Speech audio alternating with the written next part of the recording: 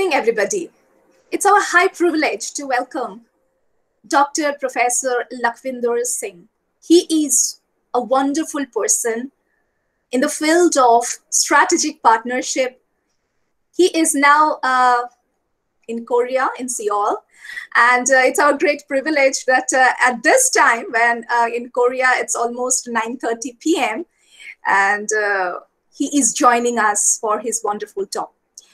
Dr. Lakhvinder Singh, he is a director of Peace Program of Asia Institute in Seoul and heads the Korea Peace Movement in Korea.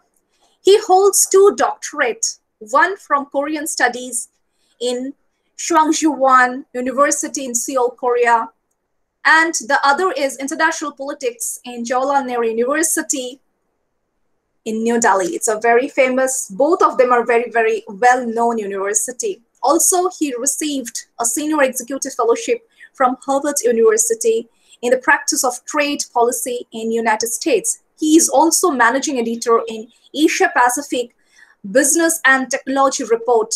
Dr. Singh is a central figure in Korea interrelationship and was recently called the father of India-Korea strategic partnership by Vice Defense Minister of Korea, Dr. Singh as a recognition of his work in promoting India-Korea cooperation. Professor Singh has also made 15 years of experience in living in Korea and is well known in business and academic circle and has more than 200 published papers and articles in his own credit. His journal, the Asia Pacific Business and Technology Report, is an important source of information about contemporary business in Korea. His recent book on South Korea strategic cooperation was published in November 2014. In 2018, he was awarded honorary citizenship of Korea for his exemplary work in promoting Korea to outside world. So it's our great privilege to give his a platform. Actually, we are privileged as a participants of Web Platform for Dialogue, promoting peace and how India is going to present herself in the scenario of Korean Peninsula. I really welcome Dr. Singh to accept my humble request to honorary speaker for this particular session. Thank you so much, sir. Thank you. Thank you very much for such a long and beautiful introduction. First of all, I would like to extend my greetings from Seoul to everyone who is participating in this special lecture. And I also like to thank Dr. Savitri Chakravarti for inviting me for this important lecture. I think this is really important to discuss what is happening in Korea, because Korea's development can influence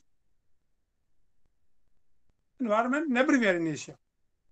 So far, Korea has been ignored by many Asian countries, but given Korea's economic strength, what happens in Korea matters to every country in the world. Today's topic is what India can do to promote peace on Korean Peninsula. I would like to begin my lecture that this year we are celebrating 70th anniversary of Korean War in Korea. As you know, this war was very, very devastating. A lot of people was killed, a lot of destruction was done.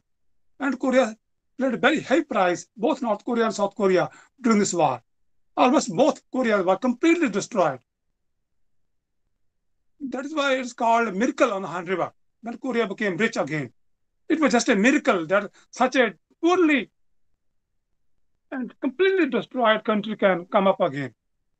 So it takes a lot of effort, a lot of energy to build such a great nation from ashes of war. But Korean people have done it. And that's why what happened in Korea matters to everyone, especially a country like India, which are strongly integrated with the Korean economy. During the Korean War, India played a very, very important role. Not many people of our generation knows that India sent a very powerful medical unit to cure the wounded from both sides, North Korea and South Korea. In 3 years, our medical unit treated more than 220,000 wounded soldiers in Korea. And to recognize that special contribution, this month, India is being celebrated as a war hero. Recently, Korean Prime Minister gave a special plaque to our ambassador to say thanks for the contribution. Koreans simply cannot say enough, cannot say thank enough to India for doing what they did. Not only the medical unit, even during the war, Prime Minister Nehruji did his best to stop the war. He sent many delegations to USA, to China, to North Korea, to South Korea, to make it possible that war can be stopped as possible. But due to Cold War consideration, his option was limited. But he kept trying till end. After the war was closed, and he tried his best to get the best deal for both Koreas, because he knew that Korean people have no say in the peace agreement. It was being imposed on Korean people by outside power, by USSR, by USA, by deciding on the fate of Korea. So it was so upsetting for India that how foreign power can come to Korea and force their will on poor people. India, as a developing country, a leader of the developing world, did its best to make sure that Korean gets its due. But unfortunately, we couldn't prevail, and Korea was divided. And divided because of Cold War consideration. Now, more than 70 years have passed, but Korea is still divided. In the last 70 years, so many efforts has been made, both by North Korea and South Korea, to do the peace and reconciliation on Korean Peninsula. But it has failed. Sometime both Koreas come closer to a nuclear war, or war once again.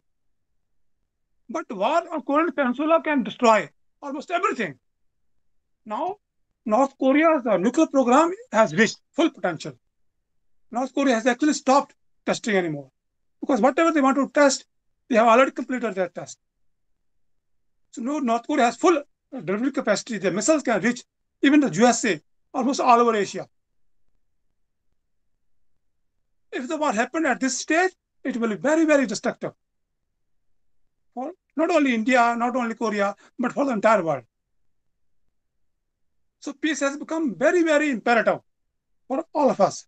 But many people living outside Korea don't understand what is happening on Korean Peninsula and how close we are to the nuclear war.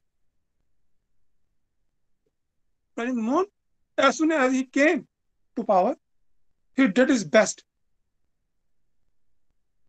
to reconcile with North Korea. He went to North Korea 3 times. He's the first president of North Korea who made such a sincere effort. In 1 year, he visited North Korea 3 times, the first time in history. For a moment, everybody felt the moment for Korean unification has arrived. Everybody was so hopeful. And even the Americans was playing along. We thought maybe this time USA has changed its policy and maybe they will come on board. Even USA President Trump started meeting North Korean leadership. He met them thrice. So in 2018, everybody was so excited, so hopeful that something will happen. But nothing happened. Ultimately, the warmongers, people who don't want peace on Korean Peninsula, prevailed.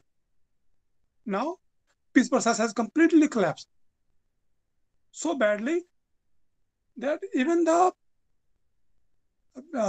embassy, what was South Korean embassy in North Korea, or liaison office in North Korea, has been bumped off. It was destroyed by North Korea because North Korea is so much pissed at the status or the progress of the peace process. They don't want anything to do with the peace process. They have lost faith. As I said in my recent article last week, that it will take a miracle for North Korea to come to the peace table again. The peace process is almost dead. almost dead. And they're openly saying that we will not talk to US anymore. Recently, Mr. Stephen Mian, he's the president of Trump or North Korea. He came to Korea this week. He tried his best to involve North Korea in peace negotiation again. But North Korea said, no, enough is enough. We don't want to even talk to you. They're not even talking to President Moon. Otherwise, President Moon is very close to North Korean leadership. But now, because they're so upset, so angry, they don't want to do anything with peace process. Why? Because they now got nothing out of this peace process. Not a single sanction was removed. As you know, North Korea is going through very, very severe economic sanctions. North Korea cannot even export single item without the permission of outside powers. Even food items, medicines are not allowed. How can you live? Even during the coronavirus, North Korea was not allowed to import any medicine. So there's a limit to which North Korea can tolerate these sanctions. So that is why people like me are very much worried. North Korea can lose. Now they just destroyed the liaison office. But what happens if they just got angry and attacked North Korea, attacked US ships? That's why the people who are working in the area of peace are very much worried, very much concerned. And that is why we are trying to involve more and more people outside Korea. They should know what is happening, how close we are close to the nuclear war. Because limit has been crossed. North Korea's limit to bear the sanction has been crossed. If something is not done soon, we will cross the point of no return. And we have to study seriously what happens if there's a war on North Korea Peninsula. How seriously it will affect us, all of us. But so far, outside power has ignored so far. They think this is work as usual. But no, it's very serious now.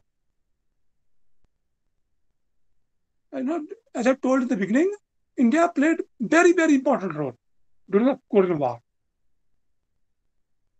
Ejirang Maharaj, who was the head of the Indian contingent, is being celebrated as a war hero. His photos are plastered all over Korea. If you go to any railway station, if you go to any bus stop, if you go to any public platform, you will see his big photo. And many people haven't seen saluting him. The Korean people appreciate India's role. But now India is nowhere in the picture. How can we do this? Koreans have lost faith in USA, have lost faith in China. They have lost faith in all world powers. That is why they're talking about neighboring powers, India. They're looking towards India with hope. They have expectation from India, but unfortunately, current political leadership cannot understand our historical past, what we stand for, what our country stand for. We have now too much strategic calculation coming into play. Our basic role as peacemakers has been completely ignored. So all the good work which was done by our ancestors, our forefathers, has been wiped off. It's our responsibility to take care of them, to take the legacy, If we don't talk about peace, who will talk about peace now? India is placed in a unique position. We have no vested interest in Korean Peninsula. Only thing we need is peace. Only thing we want is peace. Only thing we know is peace. And Korean people trust us. We are one of the few countries in the world who have embassy in North Korea. Even North Korea, forget about South Korea, even North Korean love and respect us. If we say something, they will listen. But we are not saying anything anymore. This cannot continue. Why India should play an important role? Today I will try to make 3 points.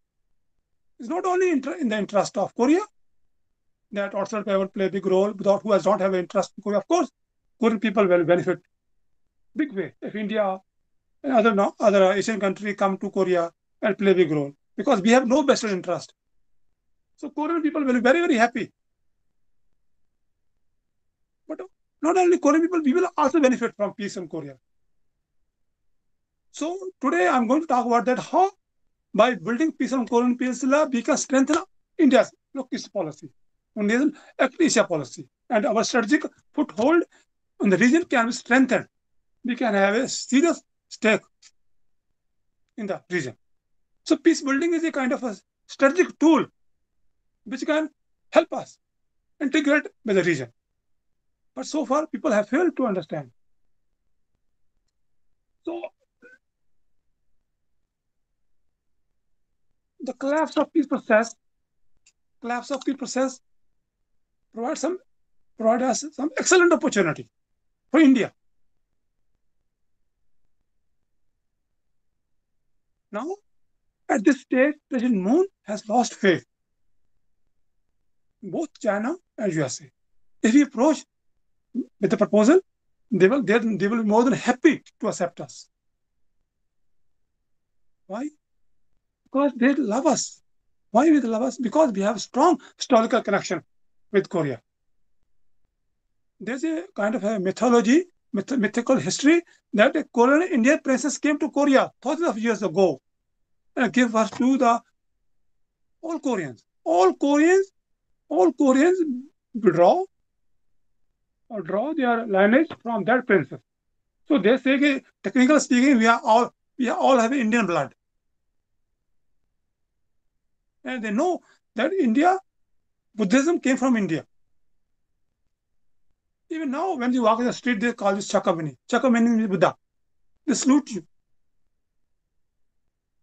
That is our tradition. That is our assets. But we are forced to build on it. So we have, today is the opportunity. And Koreans need us. The most important imperative, why we should be playing more important role, is moral. There's more than 57,000 families which have been divided, which are living in Korea. Now these people are old, 70 years old, 80 years, 90 years old. They were forcefully separated from their families. But they want to see their mothers, their parents, brothers, sisters, neighbors. Even President Moon's mother wanted to see his other sister, other parents, other family members. But time is running out because of only few people are allowed to meet North Korean every year. Family union has completely stopped. But how a country like India, we send our peacekeeping force all over the world, how we can ignore India? How we can ignore Korea? So it's a moral imperative. The pain of the divided family must be felt by India. We must do, especially we can do, because Koreans will listen to us. North Korea will listen to us. It will increase our moral stature in the region. So the pain of the divided family provide us good opportunity to play our role in Korea.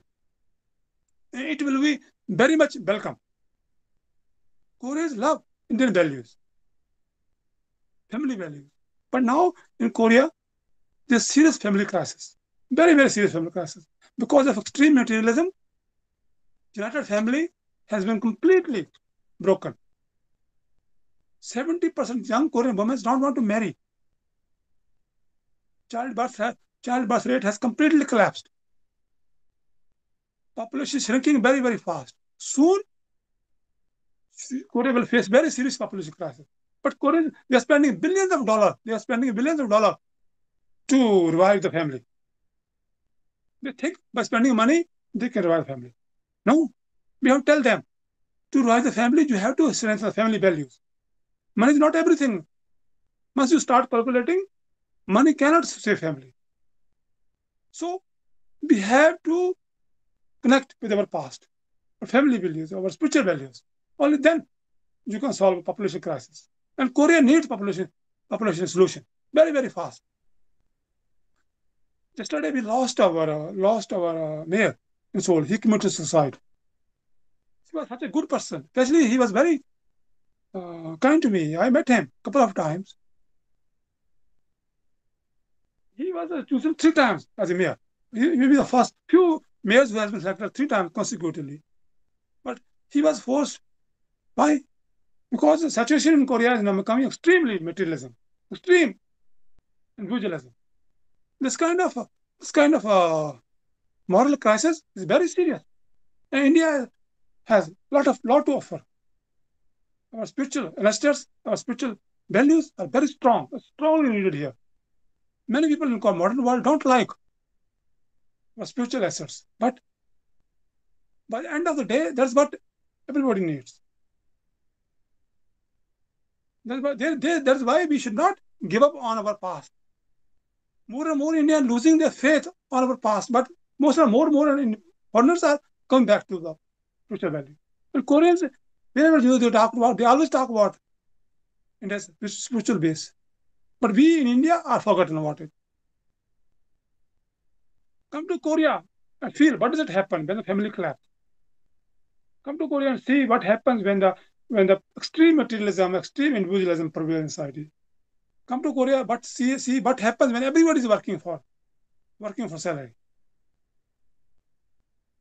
So we have lot to offer to Korea, and Koreans will appreciate. Both North Korea, South Korea will appreciate if we come back with our peace initiatives.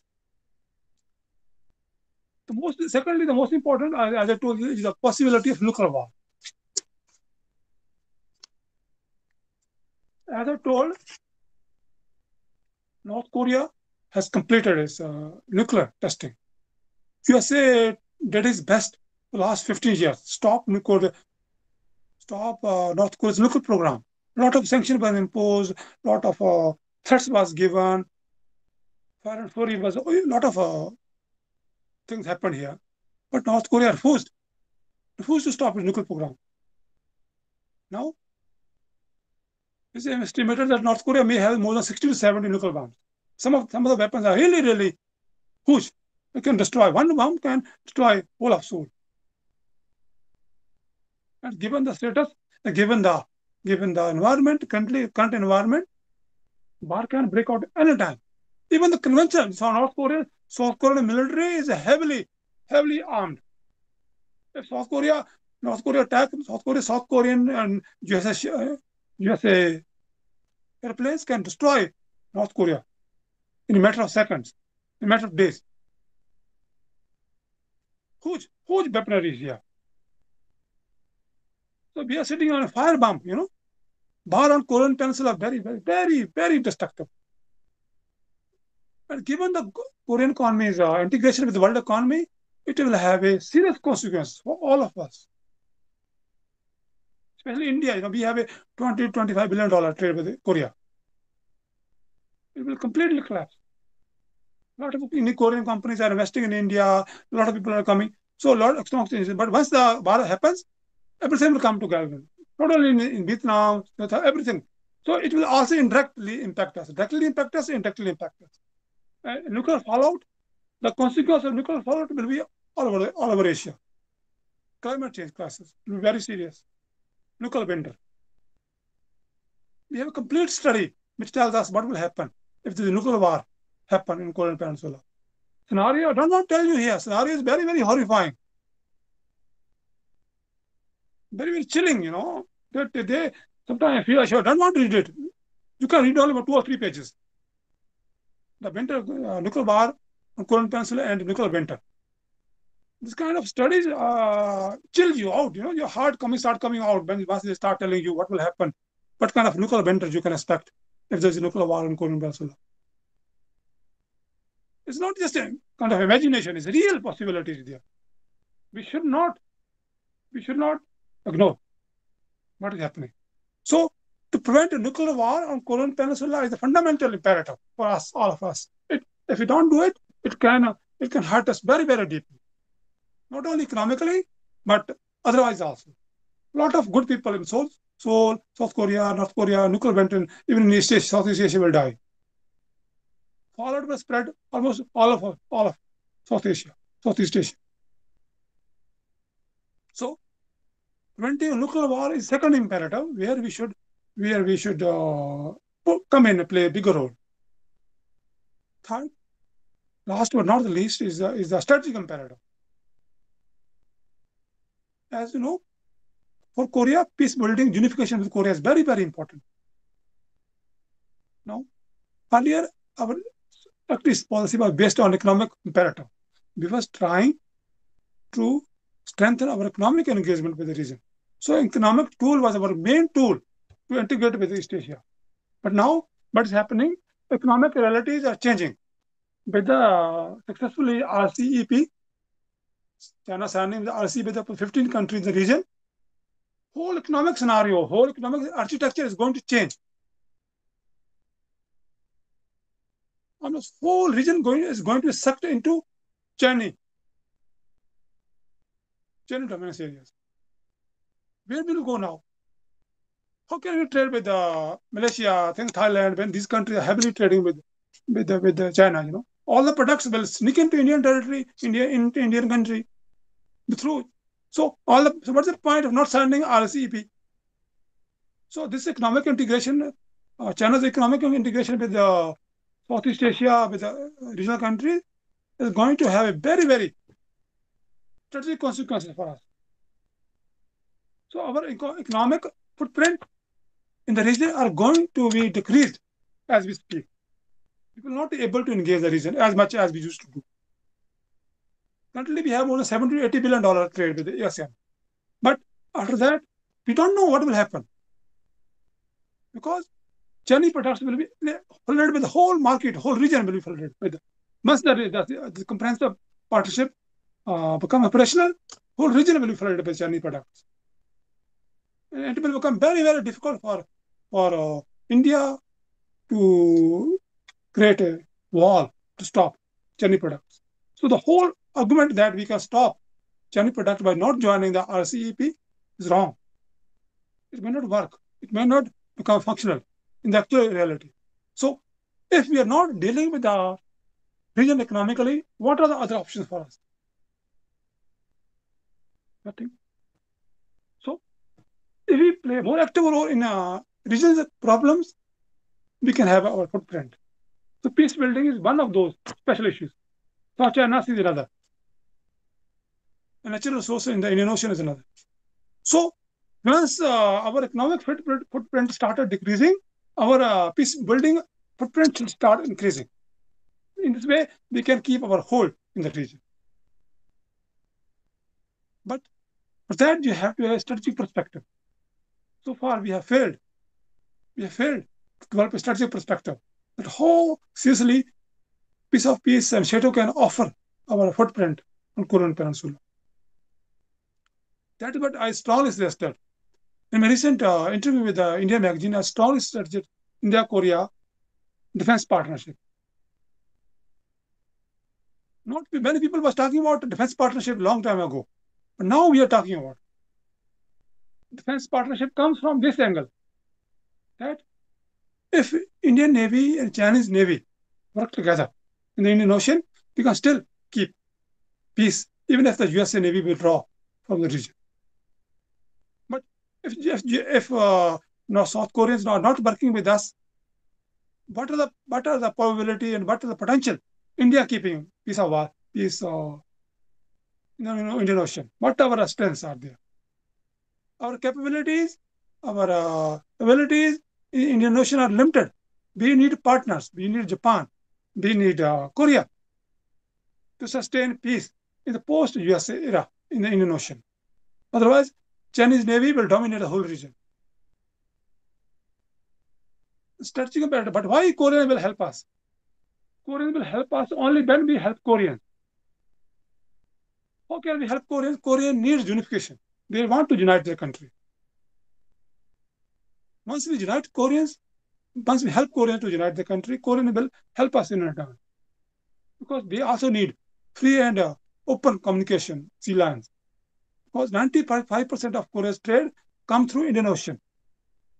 So they have a strategic imperative, strategic requirement to keep the Indian Ocean peaceful. So we have to start a complete strategic perspective. Here we come to Korea, we help Korea. We help Korea to unite peacefully, we help Korea to maintain peace, and Korean in return help us to maintain peace in the Indian Ocean. As you know, Korean Navy is one of the strongest naval force in the region. After Japan, there is no match to Korean Navy. as I said in my interview today, which was published today, I proposed that Korea, India, and China, Korea, India, and Japan should join hands to maintain peace in the Indian Ocean in case USA withdraw or cannot pay for the cost. Right? So far, we have not thought on that perspective. As you know, Korea is divided now. Korea is the epicenter of regional politics. So Korea's options is limited. Korea cannot manipulate too much. But once Korea is united peacefully and Korea is democratic, Korea will be strong. It will be in a position to resist pressure from outside powers. United and strong Korea is India's interest.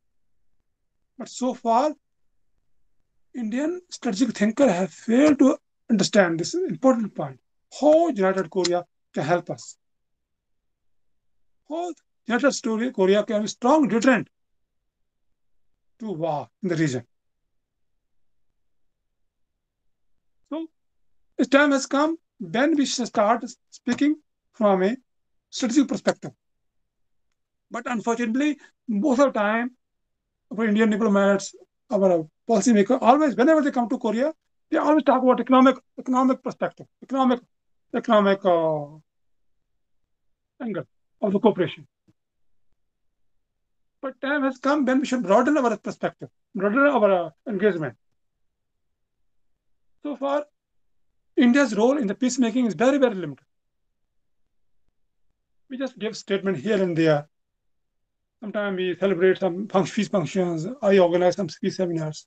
But no real effort has been made so far. Why? Because so far Indians have failed to understand how peace building on Korean Peninsula will help us. So until we don't understand the importance of peace building, people will not do anything. So we will keep focusing on peace focus. But we should see Korea's economic ties with China is more than $300 billion. But our relationship is only $20 billion. So what kind of strategic advantage we have? Nothing. If there is a power struggle, Korea will be forced to join China camp. Our economic advantage is very, very limited. 20 billion in a turn of $300 billion comparison. So we cannot, as I said, in economic trade, investment, to some extent they are good. But as a part of the package, they are good. But when they're standing alone, our economic engagement cannot carry the day. We have to enlarge our engagement. And peace building is one of them. Strategic cooperation second. Defense cooperation in the Indian Ocean, in South China Sea, and Japan, building a trilateral alliance with Japan is very important. So far, our diplomats are just giving statements. I'm urging them, do something on the ground, man. Time is running out. As you know, I don't know if you are a strategic thinker or not. You are study strategic issues. Chinese are pushing into Asia. So recent clash with India is not just out of nothing. It's happening everywhere in East Asia. Chinese are pushing everywhere. In South China Sea,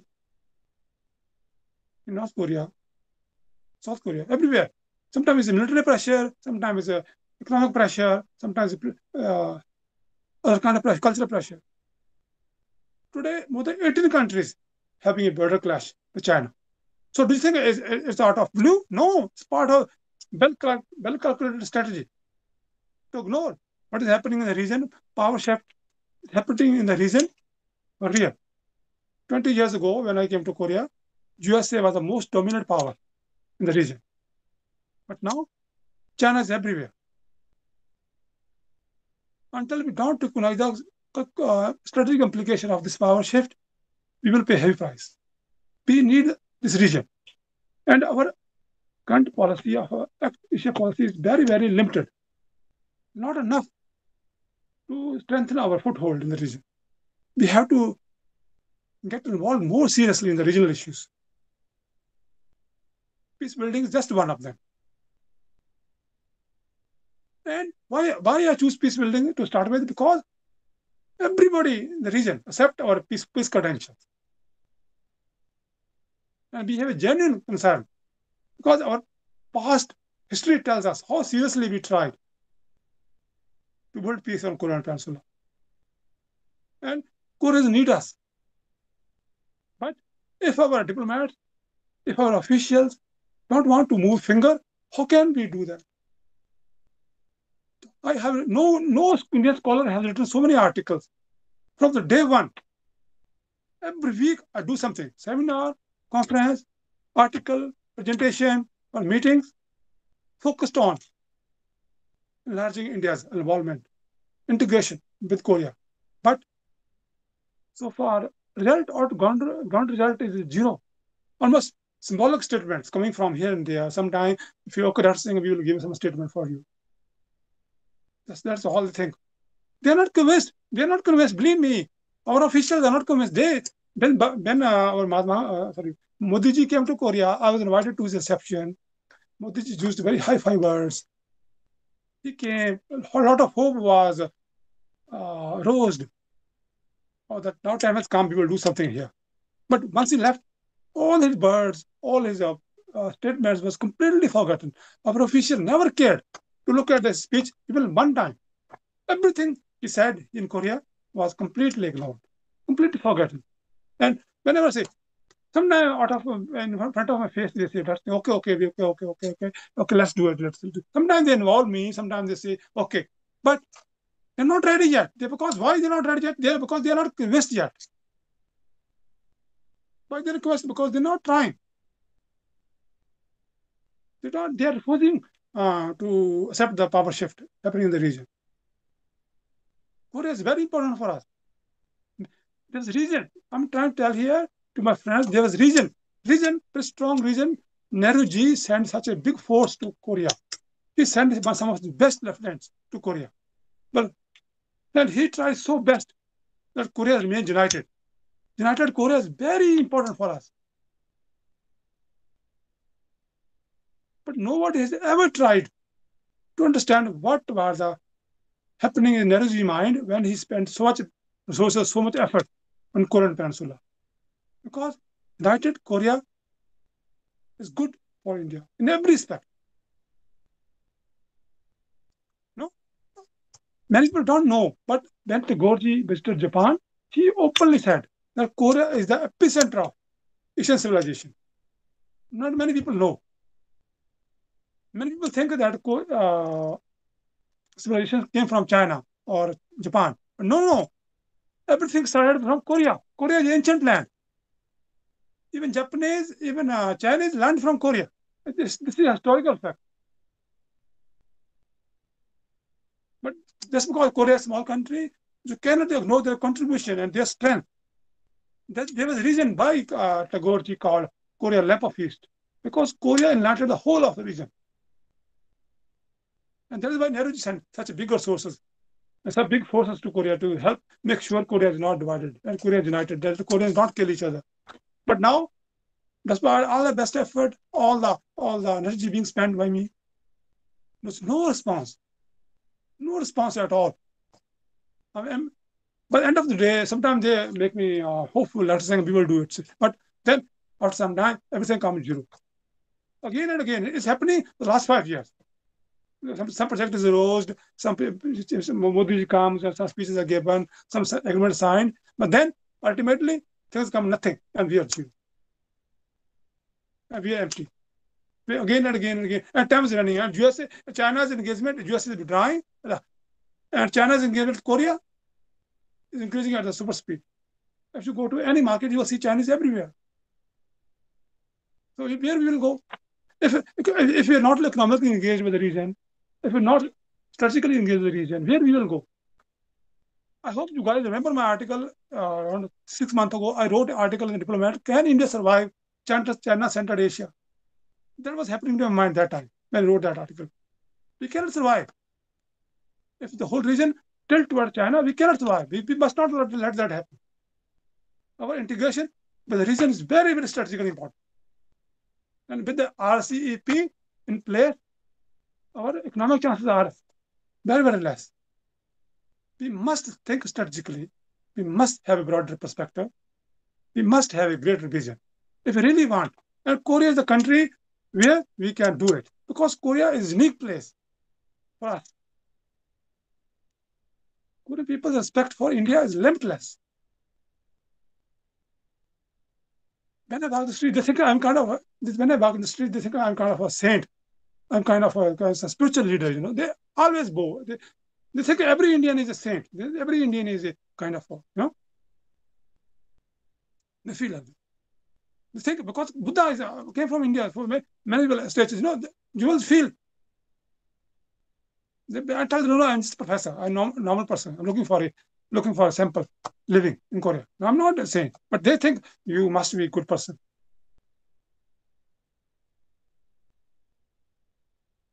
That's the point. That is our ancestors, our forefathers did for us. But now, when we need such a powerful country, Korea is very strong economically, politically, militarily, is a very powerful country. We need a stronger partnership with. Peace building is very strong, powerful tool which can help us reunite with Korea. So I would like to end my lecture with these words that time has come when we should rebuild ourselves in Korea.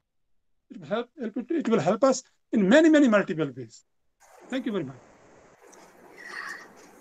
It's a wonderful discussions, and actually we came to know so many facts and figures that you rightly pointed out, Professor Singh, that it is a high time not just to react or with the emojis or in the social medias, blah, blah things. We have to act, because I think that's it's actually missing from Indian part, that Indian leadership is, I believe that the officials, they're enough strong to take up the decisions. But I personally feel that we always sometimes talk much and act less. Yes. So I think that's the missing part from the governments and from the part of the leaderships. And as academicians, as a researcher, I think let's try something from individual level.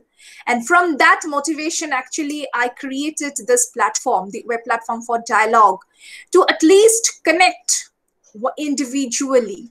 Then only we will connect policy level or strategically.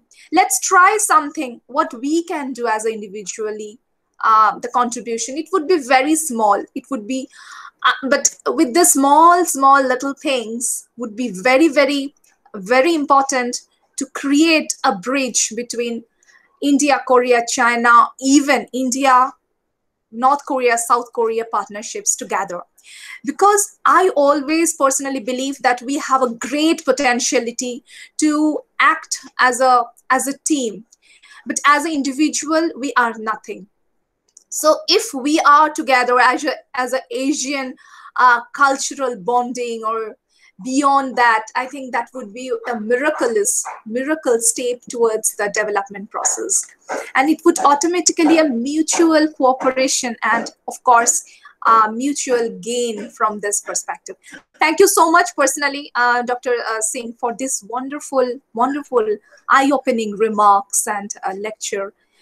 Now I open the floor to the participants, and already I have some very important observations, questions from our participants. You can read Professor Singh in the chat box. From Meghna Basu. I can't read. I can't read your names. There's no question here. Okay. So, I will read it out for you. Okay. Yes, Meghna would like to share that apart from the Korean dramas and Korean pop only, we are actually still unaware about the country itself. So, and the relation with India. Thank you so much to you, sir, for this wonderful lecture. So it's a Thanksgiving note. And after that increase between South Korea and China.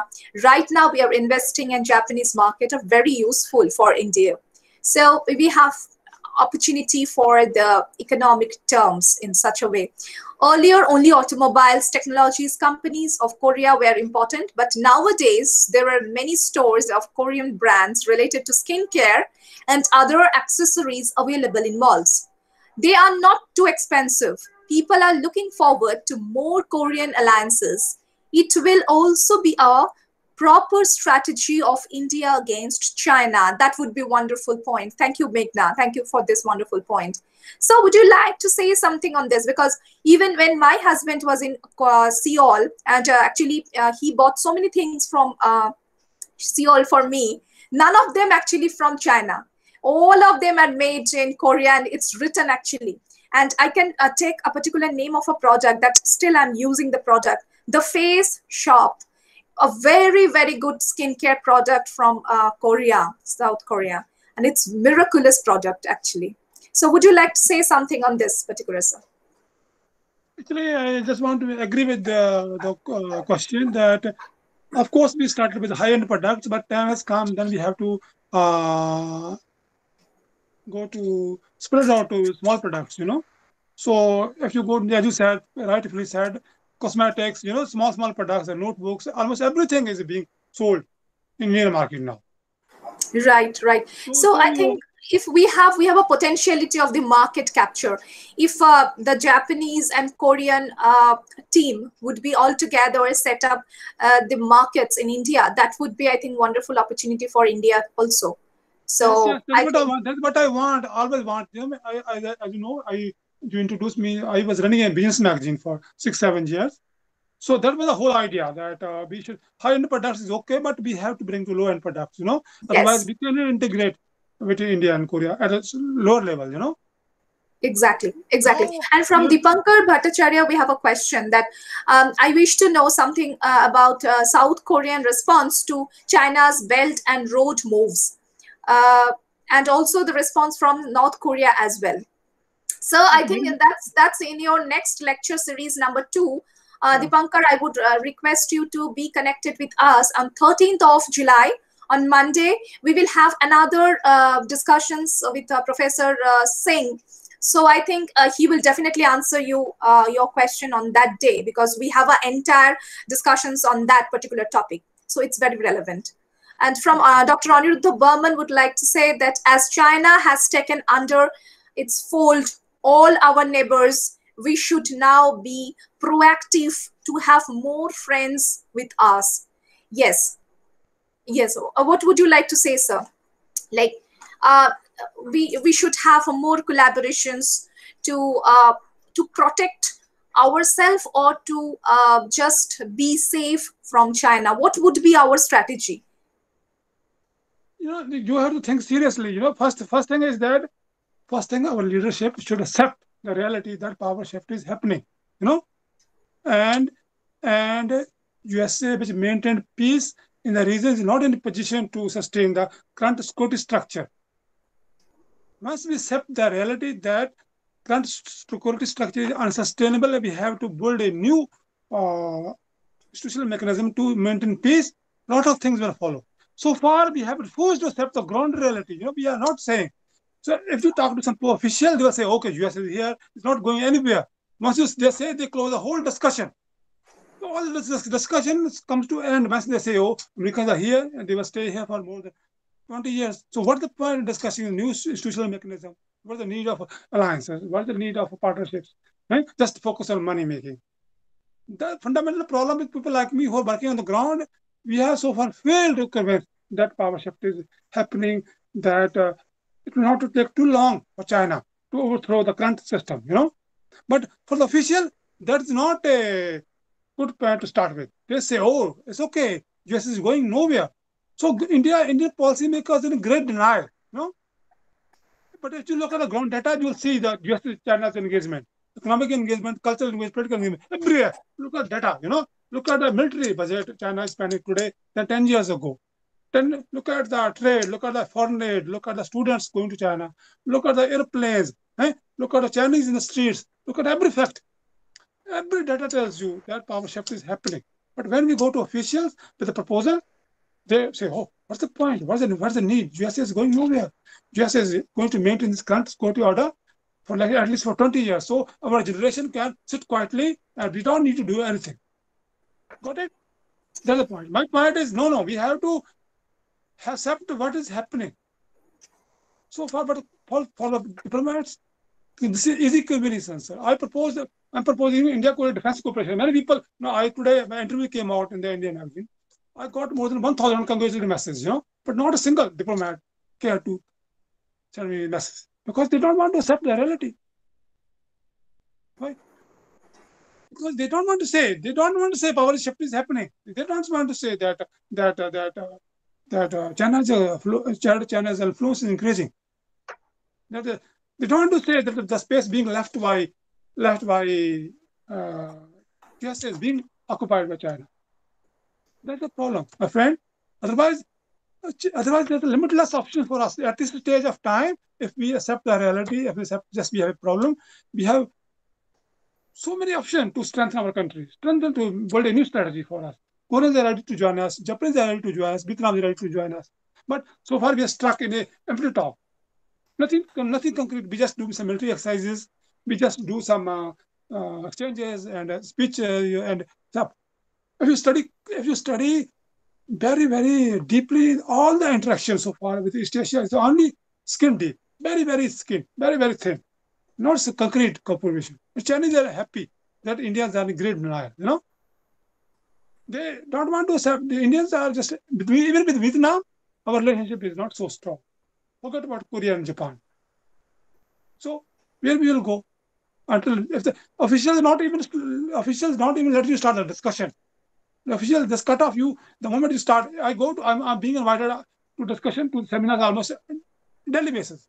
But the moment I say power shift is happening, that USA cannot sustain the current support structure, they cut you off. You are done. So that's the problem. Yes. Actually, with the leadership problem, what I felt personally that they are not ready to listen you.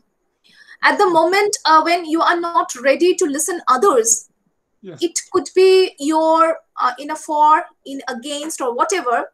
You would only like to speak and speak and speak, and you would expect that other will only listen you. That is a major problem with the Indian leaderships nowadays, what I personally believe. Yes. And I think if we can't do anything, just stop thinking or just stop sharing this kind of free flow movement, I think our next generation will not be able to understand the strong intercultural or connectivity relationship with India-Korea. Yes, India-Korea have a wonderful history in terms of, as you rightly pointed out, in terms of the peace process has been started while India, in terms of Nehru's leadership, they sent the troop of military, the best troop to the Korean Peninsula for the peace process. They don't know about it. Rather, we have a Korean center in New Delhi, in other parts, even in Kolkata also, we have Korean centers, but hardly we have time to visit there. Yes. We really don't want to read them. They are part of the bureaucratic setup. They set up, we have a office, very beautiful office, but work being done is not so strong, They are part of bureaucratic setup. They are people working. They are working for. I'm so sorry. A wonderful research thinking team altogether from India and Korea, and how the Indian students is actually getting scholarships to study in Korean universities absolutely free of cost. Yes. Students actually don't know about it. How many, so many scholarships have been available. Yeah. So the lack of information and lack of knowledge is there still. And I think it's from the bureaucracy and from the government is not being penetrated to the students' life, that we don't know much about this. So we only know about Korean students come to Korea to study, Very few. Comparatively, the number of Korean students are going to abroad to study, but Indian students coming to Korea. But if you Chinese students are coming thousands, all the major universities are filled with the Chinese students. That is why China-Korea relationship is going strong. Students play a very, very big role in building a partnership, But our students are not coming.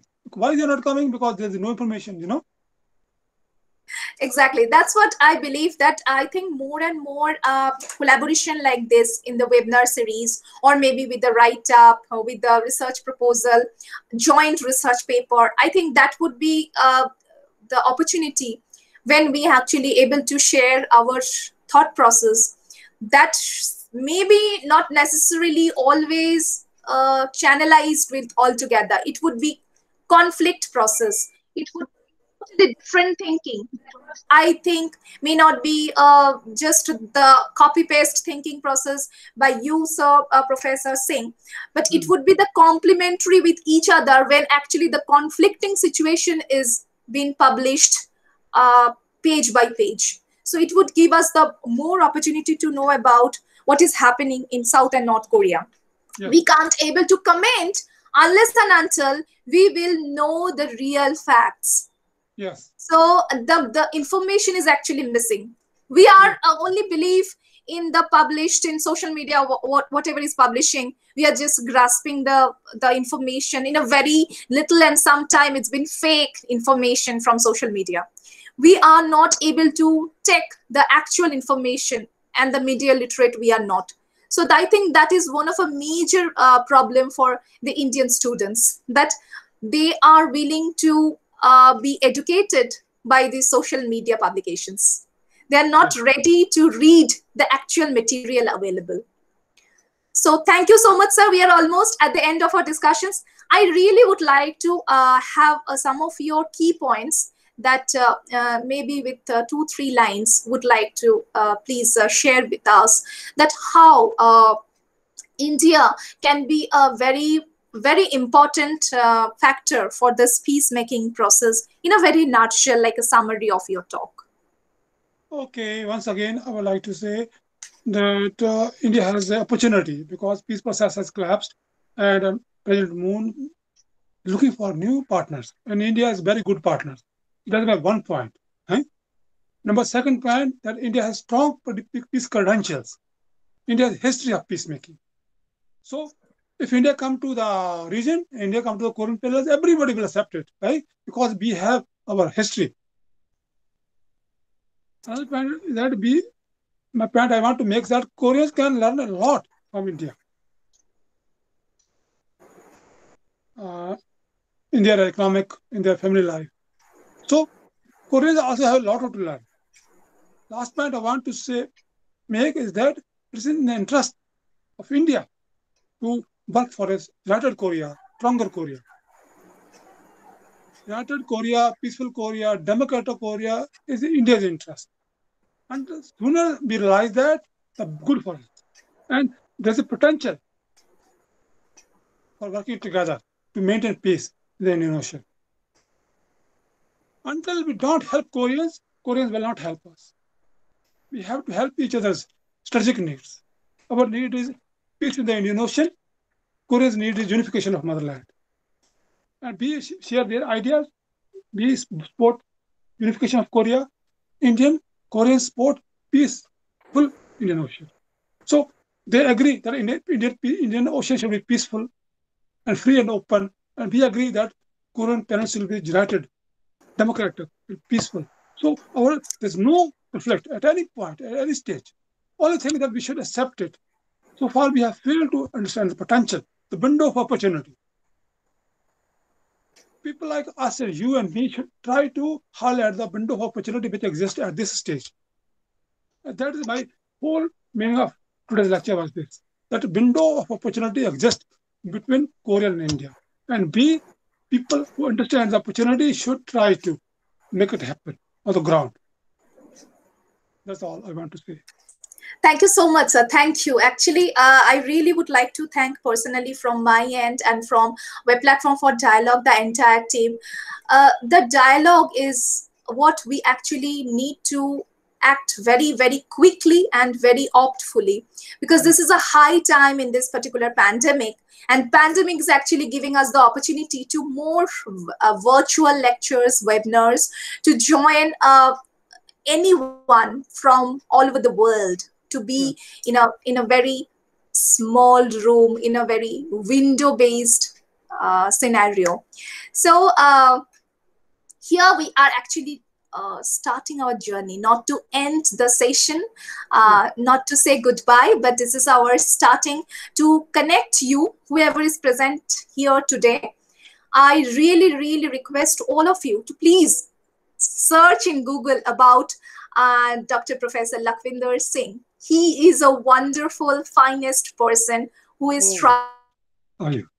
Thank you very much. The Korea-India relationship and how Korea-India can be together in a strategically a partner in an actual scenario, not in a pen and paper only. So wonderful articles have been published. I am been connected with Dr. Singh for a very long time, and this is the first time when actually we met virtually. And I read so many of his articles, and I actually quoted so many things from his article in my publication so sweet also. Of you, so sweet of you. I never knew I cited. I never knew that you are such a big fan. Oh my God. I cited so many, and I referred Professor Singh for my publications also. So whoever is interested, I never knew you were such a big fan. Oh my God! Thank you very much. In India-Korea relationship, please Google the name Lakhvinder Singh. And sir, it would be really a great opportunity if you kindly share some of your articles in the mail. So whoever is presented today, I can share with them so they can just directly get back to you. And your email ID also, if anyone would be like to interest. First, you can distribute my today's interview, okay? Yes, definitely. I will do that. You got my piece article which I published last week, huh? Yes, I have the article. The two latest one, okay? Yes, I will do that. So, sir, here I'm going to stop the recording for today's sessions, and I will continue our journey.